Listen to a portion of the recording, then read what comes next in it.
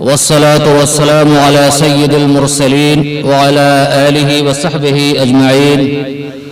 أما بعد، فقد قال النبي صلى الله عليه وسلم: خيركم من تعلم القرآن وعلمه.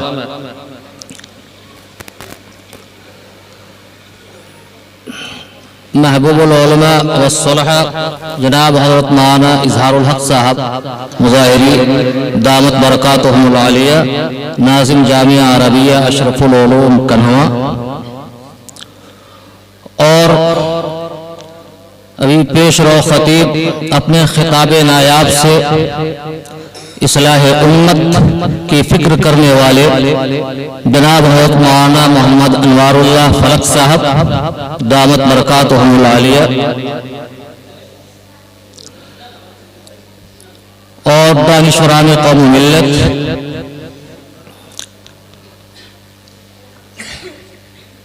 ہماری حاضری اس وقت قرآن کریم کی عظیم نسبت سے ہوئی ہے، اور شرف و سعادت کو حاصل کرنے ہی کے لیے آیا ہوں. مجھے کچھ کہنا نہیں ہے، البتہ حکم ہوا ہے تو ایک دو بات عرض کیے دیتا ہوں. چند سال پہلے ایک تحریر نظر سے گزری تھی جس میں عیسائی مذہب کے ماننے والے لوگوں کی ایک کانفرنس ہوئی تھی، اور اس میں یہ موضوع زیر بحث تھا کہ ہمارے دھرم اور مذہب کو فروغ کیوں نہیں حاصل ہو رہا ہے، رکاوٹ کہاں سے ہے.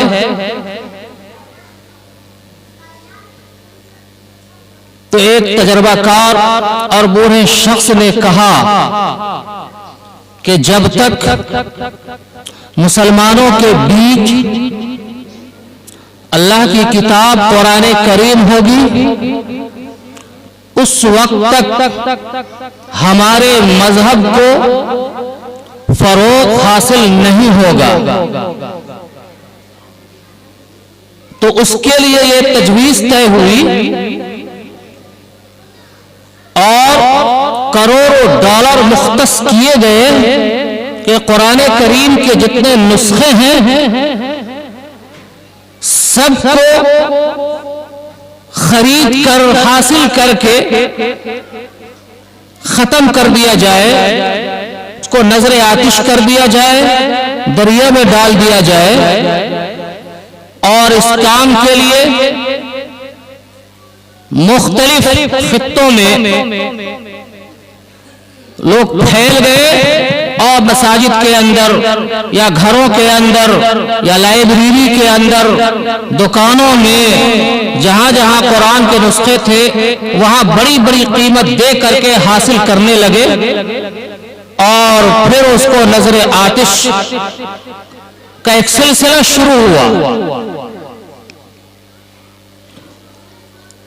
اس کے باوجود خاطر خواہ اس کو کامیابی نہیں ملی، تو پھر دوبارہ کانفرنس ہوئی اور اس میں غور خوض کیا گیا کہ اس پر ہم لوگوں نے عمل کیا لیکن خاطر خواہ کامیابی ملی نہیں، تو اب کیا کیا جائے. تو یہ رائے سامنے آئی کہ اصل قرآن کے نسخے کو ہم مارکیٹ سے یا بازار سے خرید کر نظر آتش تو کر سکتے ہیں، لیکن مسلمان کا چھوٹا چھوٹا بچہ مدرسے کے اندر رہ کر کے اپنے سینے میں پورے قرآن کو محفوظ کر لیتا ہے، اس سینے کو ہم کیا کہیں گے؟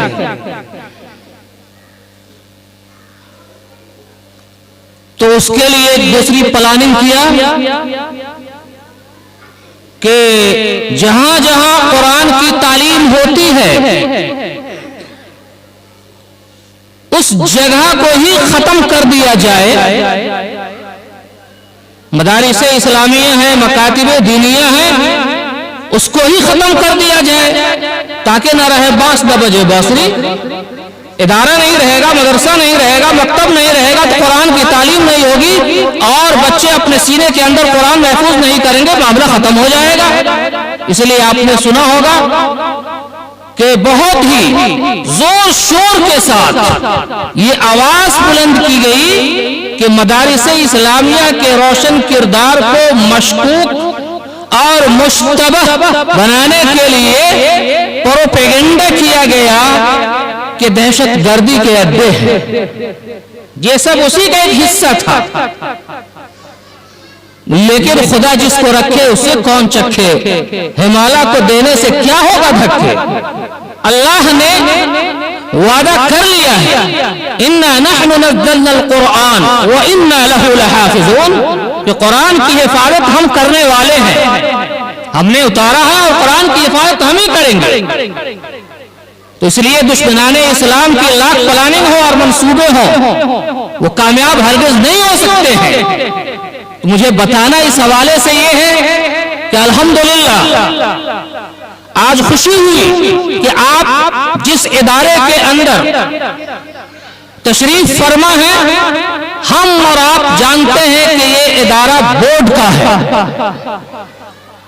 اور بورڈ کا جہاں تصور ہوتا ہے تو اس کی تعلیم کے حوالے سے بھی ہماری اور آپ کی کیا رائے ہوتی ہے وہ ہم سب خوب واقف ہیں، اچھی طرح واقف ہیں. بلکہ ایک قول ہم نقل کرتے ہیں کہ امیر شریعت حضرت مولانا نظام الدین صاحب رحمۃ اللہ علیہ کا ایک ملفوظ ہے، وہ کہا کرتے تھے کہ اگر ہزاروں کی بھیڑ میں بورڈ کے استاذ ہوں گے تو ان کو ہم پہچان جائیں گے چہرے سے کہ ہیں یہ بورڈ کے استاذ. یہ خصوصیت ان کی ہے.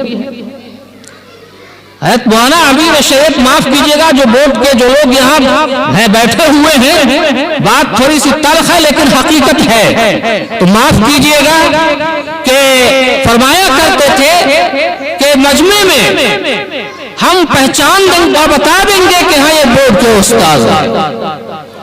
تو یہ ان کی خصوصیت تھی، یہ ان کا امتیاز تھا. بورڈ کے اساتذہ کا یہ امتیاز اور خصوصیت ہے کہ بھیڑ میں بھی پہچانے جاتے ہیں. ہمارے ایک ساتھی ہیں، وہ درجہ ہند میں استاذ تھے اشرف العلوم کنھوا میں، اور وہاں سے وہ نکلے اور اسی طرح بورڈ کے وہ استاذ ہوئے اپنے گاؤں میں. جس طرح سے حافظ نسیم صاحب ایک بڑے ادارے میں درسہ اسلامیہ شکرپور میں درجہ حفظ کے اندر استاد تھے اور ان کا فیض جاری اور ساری تھا، لیکن اللہ کو کام یہاں لینا تھا، اپنی آبادی میں کام لینا تھا. یہاں آئے، بورڈ کا مدرسہ ہے، یہاں آئے اور انہوں نے کام کرنا شروع کیا. تو بورڈ کے تعلق سے جو ہم لوگ کا تصور اور کنسپٹ تھا، ان کے کام اور خدمات کے نتیجے میں وہ سب ختم ہو گیا. تو ہمارے جاننے والے ساتھی تھے، ہم حوالہ دے رہے ہیں، بات یہ کہنا ہے کہ وہ بھی اپنے گاؤں میں بورڈ کے استاذ ہوئے. تو ہم نے ان سے کہا کہ اللہ نے آپ کو اتنی تدریسی صلاحیت اور کوالٹی سے نوازا ہے، اور جب آپ نظامیہ ادارے میں تھے تو بہت اچھے استاد تھے، کامیاب استاد تھے، اور بڑا فیض آپ کا پہنچ رہا تھا. بورڈ میں آگے آپ ضائع ہو گئے. یہ احساس میں ان کو دلاتا رہا.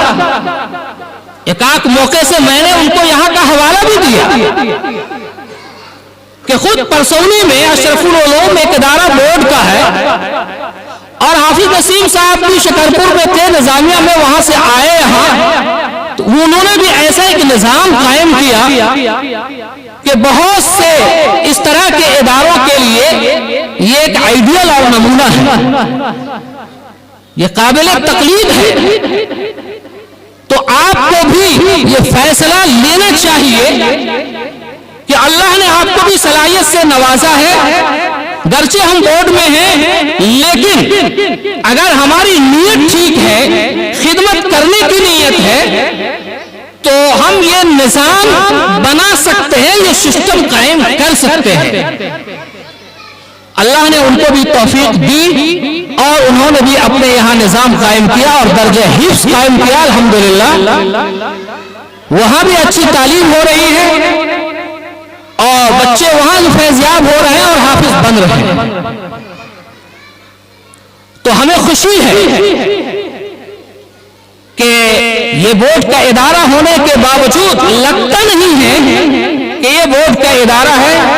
یہ نظامیہ ادارے کے انداز پہ کام کر رہے ہیں اور بلکہ جو بھی یہاں کے اساتذہ ہیں، میں کہتا ہوں کہ نظامیہ ادارے کے مقابلے میں ان کے اندر اخلاص یا خلوص کا پاور اور مقدار کچھ زیادہ بڑا ہوا معلوم ہوتا ہے. یہ میرا اپنا احساس ہے. اس لیے احساس ہے کہ نظامیہ کے اندر تو پڑھانا ہی پڑھانا، لیکن جو بورڈ کا ادارہ ہوتا ہے اس میں مزاج ہی نہیں بنتا ہے پڑھنے پڑھانے کا، وہ ماحول ہی نہیں اور فضا ہی نہیں بنتی ہے. اس کے باوجود اگر ایسی فضا بن رہی ہے اور ایسا نظام اور سسٹم بن رہا ہے تو ہم سمجھتے ہیں کہ یہ اخلاص کی برکت ہے، یہ ان کے اخلاص کی برکت ہے کہ وہ اس ادارے میں رہ کر کے بھی ایسا نظام وہ قائم کر رہے ہیں اور اس طرح کی فکر کر رہے ہیں اور پڑھنے پڑھانے کا ماحول وہ بنا رہے ہیں. تو اس لیے اخلاص کا پاور اور اس کی مقدار ہم لوگوں کے مقابلے میں کہیں زیادہ معلوم ہوتی ہے. تو اللہ پاک ان حضرات کے اخلاص کو قبول فرمائیں، ان حضرات کی خدمات کو قبول فرمائیں. اب مبارکباد ہم دیتے ہیں یہاں کے اساتذہ کو بھی، ذمہ دار کو بھی، اور یہاں کے جو کمیٹی ہے میں ان کو بھی، اس لیے کہ بسا اوقات میرے علم میں ہے کہ کچھ لوگ بورڈ کے ادارے میں یہ تعلیمی نظام مستحکم کرنا چاہتے ہیں، لیکن ان کی جو کمیٹی ہوتی ہے وہ مداخلت کرتی ہے اور چاہتی ہے کہ نہیں تعلیمی نظام مستحکم نہ ہو، آگے نہ بڑھے. مداخلت کرتی ہے تو جذبہ ہونے کے باوجود وہ آگے نہیں کام کر پاتے ہیں. تو بہرحال اس اعتبار سے ہم کہتے ہیں کہ یہاں کی کمیٹی بھی مبارکباد کے مستحق ہیں، یہاں کے اساتذہ بھی مبارکباد کے مستحق ہیں اور یہاں کے طلبہ بھی خوش نصیب ہیں کہ اللہ نے ایسا موقع دیا اور یہ کام بہت اچھے انداز میں ہو رہا ہے. اللہ پاک یہاں کی خدمات کو قبول فرمائے. وآخر دعوانا ان الحمد للہ رب العالمین.